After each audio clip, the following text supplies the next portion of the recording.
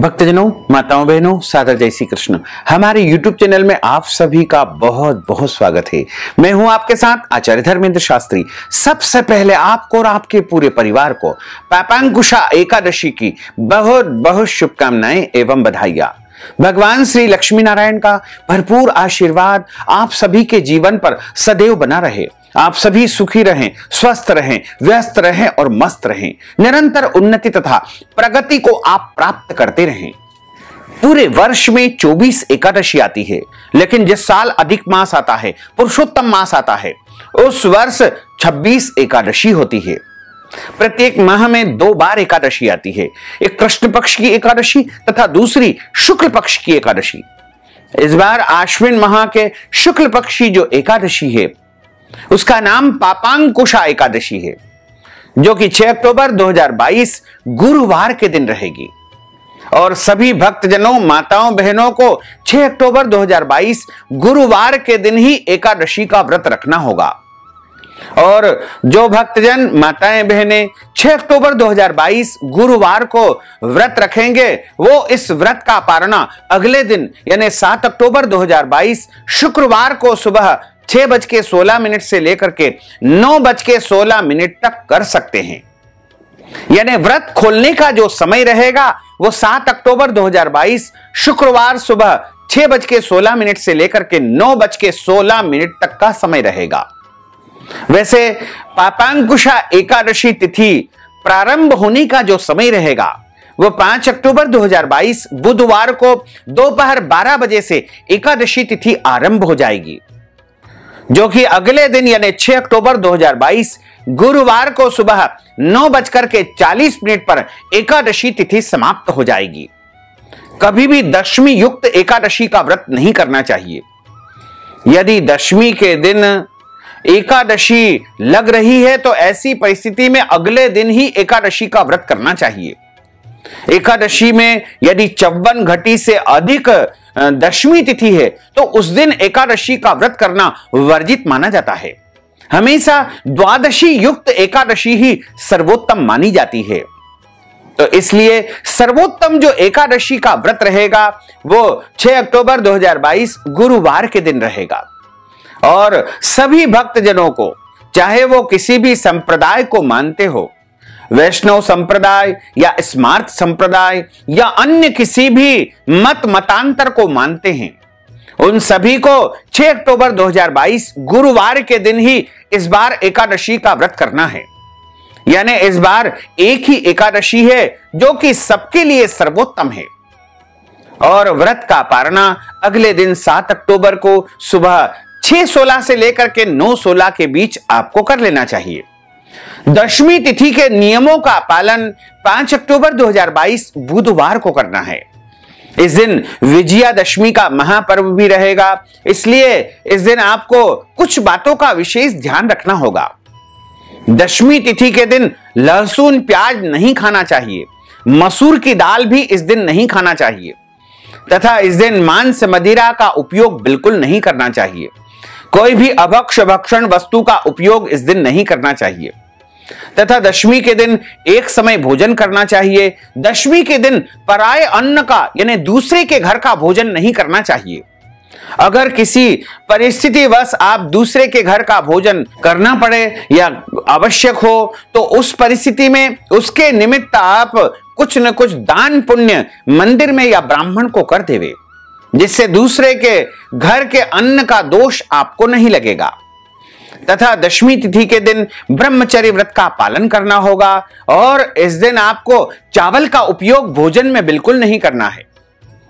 और अगले दिन यानी 6 अक्टूबर 2022 गुरुवार को सुबह जल्दी उठे, ब्रह्म मुहूर्त में यानी सुबह 4:30 से लेकर के 5:30 के बीच में उठ करके स्नान करें, शुद्ध और पवित्र धुले हुए कपड़े धारण करें, मस्तक पर अपनी इच्छा के अनुसार तिलक अवश्य धारण करें, कंकु, रोली या हल्दी का तिलक लगाएं और भगवान का पूजन अर्चन करें। एकादशी व्रत का संकल्प धारण करें, सूर्य भगवान को जल चढ़ाएं, तुलसी माता का पूजन करें, गौ माता का पूजन करें और एकादशी व्रत को आरंभ करें। एकादशी व्रत में किसी भी परिस्थिति में अन्न का उपयोग नहीं करना चाहिए। एकादशी के दिन चावल खाना वर्जित माना जाता है। एकादशी के दिन अगर आपके घर में एकादशी का व्रत होता है या नहीं भी होता है तो ऐसी परिस्थिति में आपको चावल अपने घर में नहीं बनाना चाहिए। एकादशी के दिन पान नहीं खाना चाहिए, पान खाने से भी व्रत भंग माना जाता है। और एकादशी के दिन दाढ़ी कटिंग शेविंग नहीं करवाना चाहिए। शरीर के अंग के कोई भी बाल काटना अथवा कटवाना वर्जित माना जाता है। एकादशी के दिन ब्रह्मचर्य व्रत का पालन करना चाहिए। एकादशी के दिन क्रोध नहीं करना चाहिए। एकादशी के दिन वाद विवाद लड़ाई झगड़ा बिल्कुल नहीं करना चाहिए। एकादशी के दिन घर के बड़े बुजुर्ग, सास ससुर, माता पिता या अन्य वरिष्ठ जनों का अपमान अथवा अनादर आपको नहीं करना चाहिए। एकादशी के दिन आपको साधु संत देवताओं की, शास्त्रों की बुराई या निंदा स्तुति आपको नहीं करना है। और एकादशी के दिन घर पर यदि मांगने वाला भिखारी अथवा याचक या कोई भी जरूरतमंद व्यक्ति आता है तो उसे खाली हाथ नहीं लौटाना चाहिए। उसको अपनी श्रद्धा भक्ति और सामर्थ्य के अनुसार कुछ न कुछ दान पुण्य अवश्य ही करना चाहिए। एकादशी का जो सर्वोत्तम फलाहार माना जाता है वो फल माने जाते हैं। इसके अलावा आप चाहें तो गाय के दूध से बनी वस्तु या गाय का दूध एकादशी के फलाहार में उपयोग कर सकते हैं। लेकिन ध्यान रखें, इस दिन एकादशी का जो व्रत करता है उसको फलाहार में हल्दी का उपयोग बिल्कुल नहीं करना चाहिए। और इस दिन कोई भी अभक्ष्य भक्षण का उपयोग नहीं करना चाहिए। एकादशी के दिन कोई भी गलत कर्म, अनैतिक कर्म बिल्कुल नहीं करना चाहिए, क्योंकि हमारे शास्त्रों में 3 प्रकार के पाप बताए गए हैं, कायिक, वाचिक और मानसिक। कायिक पाप का अर्थ होता है शरीर के द्वारा जो पाप किए जाते हैं उन्हें कायिक पाप कहा जाता है। और वाचिक पाप का अर्थ होता है वाणी के माध्यम से जो पाप होते हैं या गलत बोल हमारे शब्दों के द्वारा निकलते हैं उनको वाणी के द्वारा कहे गए वाचिक पाप कहे गए हैं। तथा उसके बाद आता है मानसिक पाप। मन में यदि बुरे विचार उत्पन्न होते हैं तो उन्हें मानसिक पाप कहा जाता है। तीनों ही पाप करने से हमको बचना चाहिए, क्योंकि एकादशी एक महापर्व होता है और यह व्रत भगवान नारायण का सबसे परम प्रिय व्रत होता है। और इस दिन जो हम व्रत करते हैं उससे जन्म जन्मांतर के पाप दोष नष्ट होते हैं। पापांकुशा एकादशी जो कि बड़ी एकादशी है, और इस एकादशी का व्रत करने से मनुष्य के जन्म जन्मांतर को यानी कई जन्मों के पाप नष्ट हो जाते हैं और उनके पुण्यों का उदय होता है। जब पुण्यों का उदय होगा तब उन्हें सांसारिक सुखों की प्राप्ति होगी और जीवन में उन्नति तथा प्रगति को प्राप्त कर सकेंगे।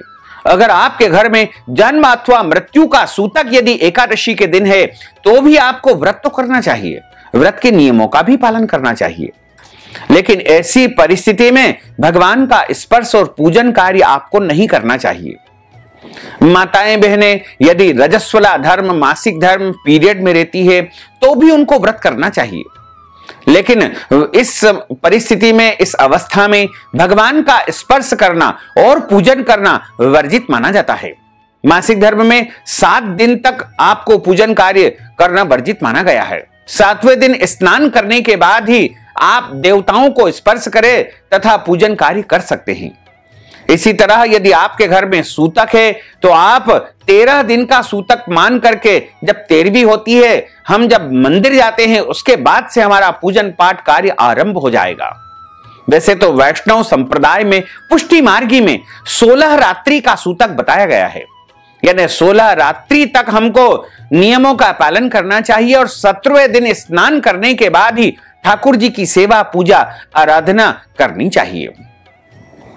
इस तरह एकादशी का व्रत हमको रखना चाहिए। और जो भक्तजन माताएं बहनें एकादशी का व्रत करते हैं उनको एकादशी की कथा ब्राह्मण के मुख से सुनना चाहिए। कथा हमेशा ब्राह्मण के मुख से ही सुनना चाहिए, क्योंकि ब्रह्म वाक्य जनार्दन, ब्राह्मण के मुख से साक्षात नारायण बोलते हैं, जनार्दन बोलते हैं, वासुदेव बोलते हैं। इसलिए आप ब्राह्मण देवता के मुख से कथा का श्रवण करें और कथा सुनने के बाद ब्राह्मण को यथाशक्ति दान दक्षिणा भी अवश्य प्रदान करना चाहिए, जिससे एकादशी व्रत का संपूर्ण पुण्य फल प्राप्त हो सकता है। और एकादशी के दिन भगवान का भजन, कीर्तन, स्मरण और स्तोत्रों का पठन पाठन करना चाहिए।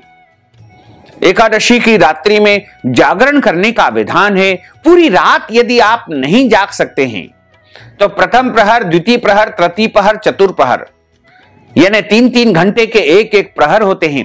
जितना आप जाग सकते हैं उतना जागरण करें और भगवान का भजन तथा कीर्तन आपको करना चाहिए। एकादशी की रात्रि में यानी 6 अक्टूबर को जब सूर्यास्त हो जाएगा, उस रात्रि में यह जागरण आपको करना है और भगवान के पवित्र स्तोत्रों का भी आप पठन पाठन इस दौरान कर सकते हैं। गोपाल सहस्त्रनाम का पाठ कर सकते हैं, विष्णु सहस्त्रनाम का पाठ कर सकते हैं, पुरुषोत्तम सहस्त्रनाम का पाठ कर सकते हैं, या फिर ओम नमो भगवते वासुदेवाय श्री कृष्ण शरणम मम, या कोई भी महामंत्र का जाप एकादशी के दिन में अथवा रात्रि के समय आप कर सकते हैं। वैसे यदि आप प्रतिदिन ठाकुर जी की सेवा पूजा करते हैं तो एकादशी के दिन उनका विशेष श्रृंगार करें, उनकी विशेष पूजा करें। और या अगर नहीं करते हैं तो एकादशी के दिन एक चौकी के ऊपर पीला कपड़ा बिछा करके मध्य स्थान पर भगवान नारायण को यानी विष्णु जी की मूर्ति अथवा चित्र की स्थापना करें और कलश की स्थापना गेहूं रख करके, तांबे का लोटा रख करके, आम के पत्ते रख करके, नारियल रख करके कलश को स्थापित करें। भगवान का पूजन करें, कलश का पूजन करें, उनकी आरती उतारे, कथा का श्रवण करें, भगवान को फलाहार का भोग लगाएं। और एकादशी के दिन भगवान को पीले पुष्प और तुलसी जी विशेष रूप से अर्पित करना चाहिए। इस दिन चावल का उपयोग पूजन पाठ में नहीं किया जाता है, इसलिए चावल के स्थान पर जव अथवा तिल का आप उपयोग कर सकते हैं। तो पीले पुष्प और जव तिल इस दिन आपको पूजन कार्य में संकल्प में उपयोग करना चाहिए। एकादशी व्रत का संकल्प हम आपके लिए अगले वीडियो में प्रस्तुत करेंगे, उसको देख करके आप संकल्प अवश्य धारण करें, क्योंकि संकल्प करने से कार्य सिद्धि होती है और जो कोई भी व्रत करता है उसको संकल्प अवश्य ही धारण करना चाहिए। और इस तरह एकादशी का व्रत पूरे नियम और विधि विधान से करें और अगले दिन यानी 7 अक्टूबर 2022 शुक्रवार को सुबह जल्दी उठे, स्नान करें और उसके बाद भगवान का पूजन अर्चन करें, सूर्य भगवान को जल चढ़ाएं और उसके बाद हाथ में जल लेकर के एकादशी व्रत पारणा का संकल्प करें। जिस प्रकार हमने व्रत को धारण किया है उसी प्रकार अपना नाम तथा गोत्र बोलते हुए और कहे कि मैं व्रत का पारणा करने जा रहा हूं या करने जा रही हूं, और वह संकल्प भगवान को, प्रभु को समर्पित कर देवे। उसके बाद आप व्रत का पारणा भोजन से भी कर सकते हैं, आप फलाहारी वस्तु से भी कर सकते हैं। यदि अगले दिन कोई और व्रत करना है तो आप जल और तुलसी जी से भी व्रत का पारणा कर सकते हैं। दाल चावल रोटी से भी आप व्रत का पारणा कर सकते हैं। द्वादशी के दिन चावल का दान करना, चावल खाना बहुत ही पुण्यकारी माना जाता है। इस दिन ब्राह्मणों को भोजन करवाना चाहिए। एकादशी के निमित्त ब्राह्मण को अन्नदान, द्रव्य दान या फिर गौदान, वस्त्र दान इत्यादि जो भी आपका सामर्थ्य हो वो दान पुण्य अवश्य ही करना चाहिए, क्योंकि दान पुण्य करने से ही एकादशी का संपूर्ण पुण्य फल मनुष्य को प्राप्त होता है। तो भक्तजनों, माताओं, बहनों, अगर आप हमारे माध्यम से पापांकुशा एकादशी की कथा का श्रवण करना चाहते हैं तो हम आपके लिए ऐसा वीडियो अवश्य ही प्रस्तुत करेंगे। साथ ही आपसे अनुरोध है कि अगर आप इस वीडियो को देख करके संकल्प करना चाहते हैं तो हम आपके लिए संकल्प का वीडियो भी प्रस्तुत करेंगे। साथ ही आप सभी को हम बताना चाहेंगे कि अगर आप पापांकुशा एकादशी की कथा के निमित्त दक्षिणा प्रदान करना चाहते हैं, वस्त्र दान करना चाहते हैं, गौदान, अन्नदान या कोई भी दान पुण्य यदि आप पापांकुशा एकादशी के निमित्त करना चाहते हैं तो आप हमारे पेटीएम के माध्यम से, गूगल पे के माध्यम से, फोन पे के माध्यम से या अकाउंट नंबर के माध्यम से नगद राशि पहुंचा करके पापांकुशा एकादशी का संपूर्ण पुण्य लाभ प्राप्त कर सकते हैं। साथ ही आपसे अनुरोध है कि हमारे इस ज्ञानवर्धक वीडियो को अधिक से अधिक लोगों को शेयर करिएगा, लाइक करिएगा, कमेंट करिएगा और यदि अभी तक आपने सब्सक्राइब नहीं किया है तो अभी और इसी समय सब्सक्राइब अवश्य कर लीजिए। आपको और आपके पूरे परिवार को सादर जय श्री कृष्ण, सादर धन्यवाद।